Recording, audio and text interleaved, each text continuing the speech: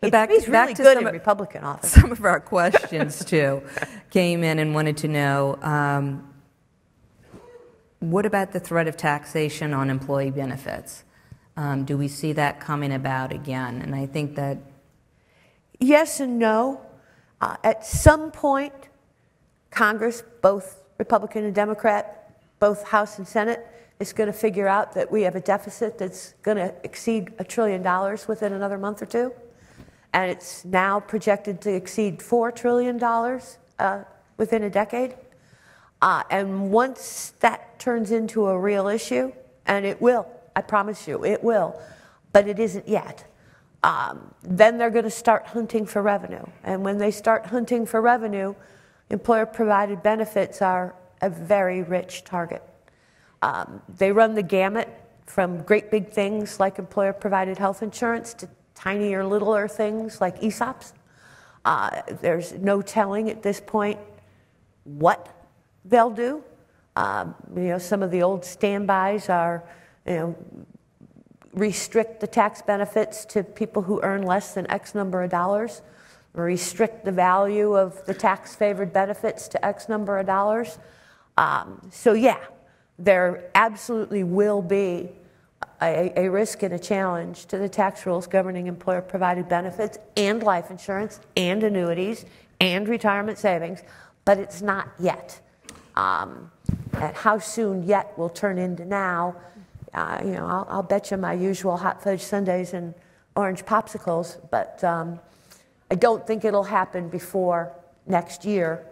But it could happen before the next presidential election, especially with the emphasis on the income inequality issue, which those 23 Democratic candidates for the presidential nomination are making a big fuss over. Does that answer your question? So I have a little bit different slant on it. Okay.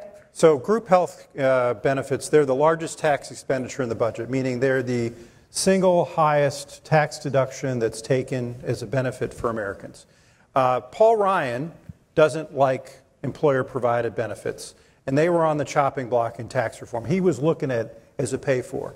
And what happened is that he was beaten back by his own caucus, badly.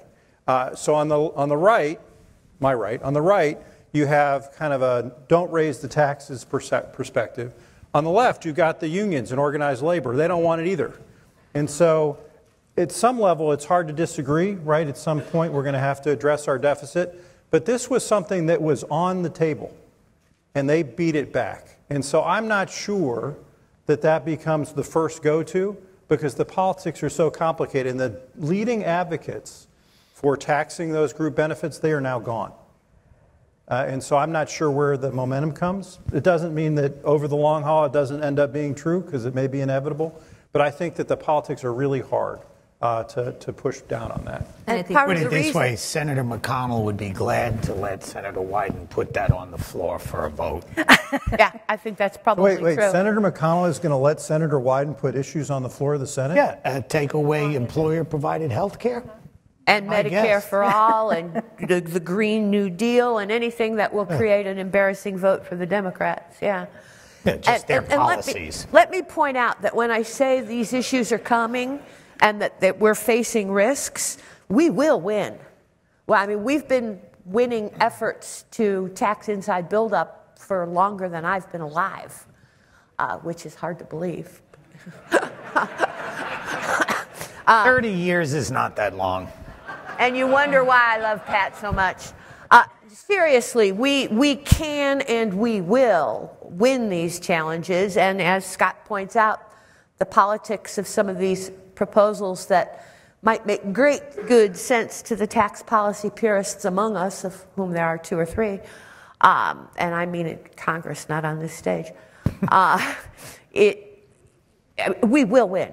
I mean, with you guys here and enthused and involved and engaged, there's no chance we won't win.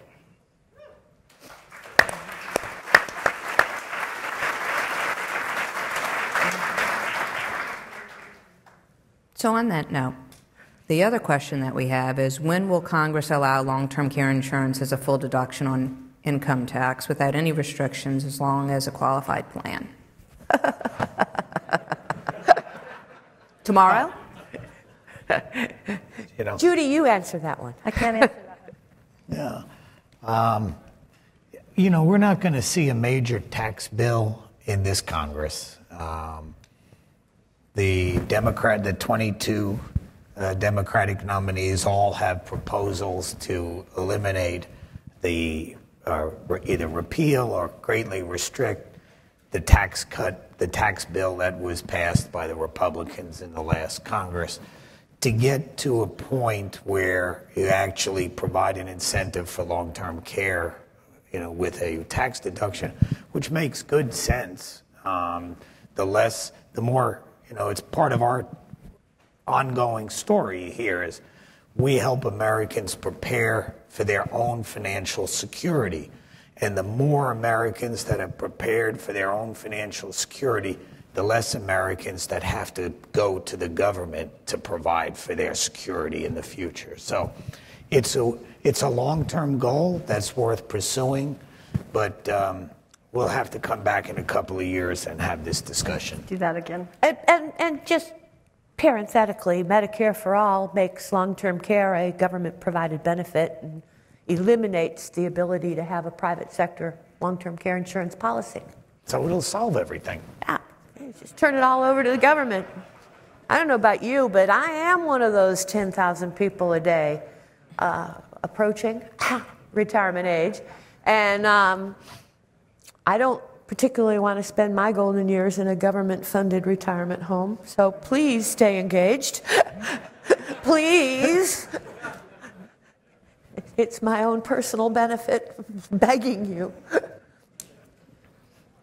The other topic that was suggested that we talk a little bit about was financial wellness, and actually it's more of a initiative for NAIFA outside of the Government Relations Department, and Kevin kind of touched on that a little bit, that we have a Financial 101 program that's being worked on. The question that was submitted was, there's a huge lack in overall financial education knowledge in the U.S. population. I think we would all agree with that. Perhaps a non-product, non-company-based organization like NAIFA is the perfect place for financial education, not products, but how to make financial decisions, how to be a financially successful individual at all income levels.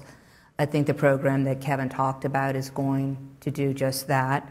The other thing that I would add is in some of our states, we're starting to see in Texas where they were advocating for a bill that would make financial education a requirement in high schools. And so we're engaged in efforts like that. I don't think that's something that you would see on the federal level, but certainly in some of the states, as that gets some traction, may go to that point that there is a need for financial literacy or financial wellness and understanding. And so it is something that NAIFA can be involved in.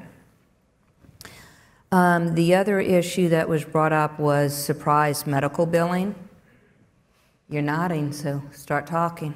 Bill was introduced today, House Commerce Committee, House Energy and Commerce Committee, that would try to address this in a number of levels. But this has gone from 0 to 60 like that. It's a term that I don't think was used in Washington as recently as last year, and now everybody's focused on it as the leading malady of the healthcare system. And projections are that it's $6 to $8 billion a year in extra payments that are made through surprise billing type arrangements. So this is going to be the first salvo. I think it's an area where there's a lot of bipartisan support for having a solution. The doctors and hospitals are going to get involved. I love that the insurance companies are pointing their fingers at the doctors and the hospitals now. When you land at National Airport, there's the United Healthcare poster basically blaming the doctors. So the battle is on, and I think that this is going to be the beginning. I think that politics notwithstanding, they should be able to get something done here. Whether they're going to be able to find the magic bullet or not, I don't know. Yeah, that sweet spot is going to be a tough one to find between it's going to be not a NAIFA supports trying to come up with an initiative that would lessen the surprise billing. Obviously, you're working with the consumers that are faced with this.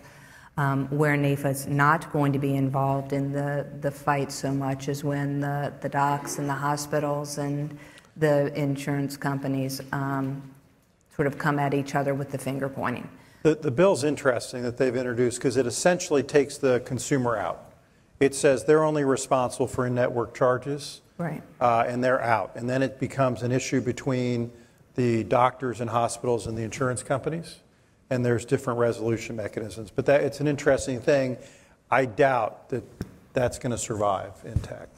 Right. But I think that this area and drug pricing are two places where you may actually see legislation go to the president. And the president has indicated that he would be supportive of something. It's not clear what he'd be supportive of, but he's for it. And Until he's against it, and then he'll be for something else. yeah, well, Unless he changes his mind. you know, on the drug pricing, again, it's a very similar situation. The drug companies are being blamed for, ridiculously high prices. The drug companies are pointing to the PBMs, the pharmacy benefit managers, who are negotiating discounts for the drugs. And so the drug companies say, well, that's where the money is. Take it from them. Don't take it from us. Our famous, what we all live by here, don't tax me, don't tax thee, tax the man behind the tree. Absolutely. Well, and the taxing the man behind the tree brings up an interesting topic, too. So what about the federal budget and deficit? Doesn't matter. It's just money. It's just paper. It's just paper. It's in a lockbox, and we've got the solution. All right. Well, It seriously is a big nuclear bomb of a problem that's coming at us, but you won't find anybody on Capitol Hill who will pay more than lip service to the seriousness of the issue at this stage. It's still too far away to be a huge problem, but what isn't too far away to be a huge problem is the debt ceiling. You probably won't hear much of anything about the debt ceiling tomorrow in your various Hill visits, but that will be the next government shaking crisis, and it's due sometime tail end of the summer, early fall. All the various extraordinary measures and legislative patches that have been in effect to date expire by sometime around September-ish, and we will have hit the statutory level beyond which we can no longer borrow. And if Congress doesn't enact legislation to either suspend that debt ceiling or come up with some other solution, increase it perhaps, we will start defaulting on U.S. obligations, which some people, and I admit I'm inclined to believe them, say will create a financial catastrophe of unbelievable proportions. It scares the living everything out of me. That has to solve the partisanship this, because it's just disaster if it doesn't. Yeah. Can I add three quick things? Sure. Before the Tea Party was part of the House majority, the debt ceiling vote was something that happened every few years. It was never controversial. So it'll be interesting to see whether, and it's only coming from the House, so it'll be interesting to see whether this time, back in Democratic control, that's any issue. I would think not, but we'll see. We will see. The second thing is kind of back on the debt and the rise of it. I think the debate to watch is the Fed debate. So the president has now put at issue the independence of the Fed. He's done it both with direct attacks and with some of the people he's tried to put on the Fed board. And what's interesting about that is they do control monetary policy and interest rates in the United States. When the debt is going to become a big deal is when interest rates rise and our debt service payments explode. Right? That's the moment that everything changes. And right now we're still in a low interest rate environment. They're talking about lowering instead of raising again. So we're kind of safe. But the minute that changes, that politicization, I can't even say the word, of the Fed is really, I think, going to ramp up. The last thing I'll note is, 5 or 6 years ago, we did have our credit rating reduced, remember? Standard & Poor's cut the credit rating of the United States. And on the Jon Stewart show, they did quick snippets with economists around the world. What do you do in this moment of crisis? And they all said, flight to safety, invest in U.S. Treasuries. I remember that. But yeah. speaking to the point of the deficit and the debt that we have, it does need to be addressed, but nobody in Congress at this point seems prepared to do that. And I think a perfect symptom of that is infrastructure. We haven't raised, our roads, bridges are supposedly a user pay system paid for by the fuel tax on gasoline and diesel fuel that was last raised in 1994, I believe. So long ago. Something like that. And it hasn't been touched since then. The 18-cent per gallon federal excise tax hasn't changed since 1994. 18 cents in 1994 compared to 18 cents in 2019 is something like 5 cents with purchasing power.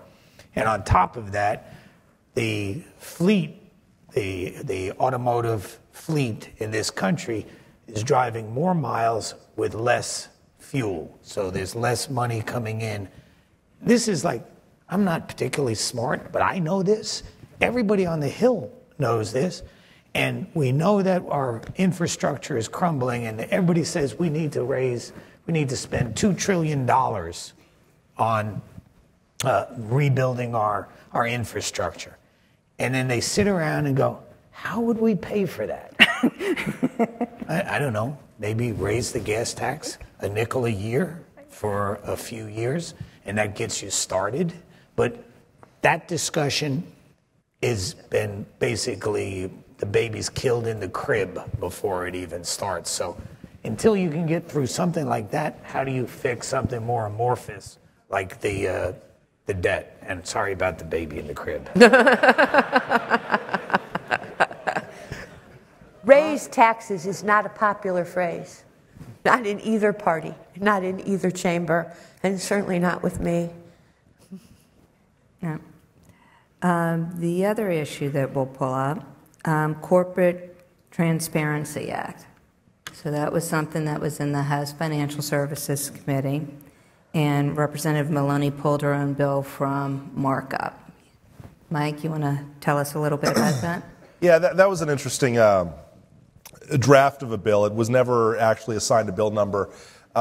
Basically what it did was it wanted to create any entity registered as an S Corp or an LLC with under 20 employees would have to register so that the benefactors, the financial benefactors, essentially anyone deriving an income directly from the payment of that entity would have to report, register and report to the government. The major issue with that, aside from the fact that there was an exemption for insurance companies, but not for insurance agents, and so we looked at that, but what happened was there were a number of Republicans on the House Financial Services Committee that decided to ask the government for an example of why this was necessary. They wanted to see what kind of bad actors were out there where all these businesses with under 20 employees would need to register with the government to exactly show everyone who's driving any source of income from that company. And what the government provided the Republicans of the Financial Services Committee was 3 examples that were both public knowledge and had been published in the newspaper. So they had no concrete example with which to actually provide. And so with that in mind, knowing there wouldn't be any support, Representative Maloney pulled the bill for the time being. Whether it comes up again, I don't know. But it was another great example of we need to do something because these Russians are coming into America and they're bilking all this money down on 6th Avenue in New York, but there's no actual correlation that that's happened more than once, right? So there are a number of issues that we follow, but we have a special guest who's here. So as I said, we will be available during the state caucuses to answer your questions. I hope you've had a little bit of a taste of what we do on some of the other issues that you won't be talking about tomorrow, as well as giving you talking points that should be well received in the offices tomorrow. Thanks so much.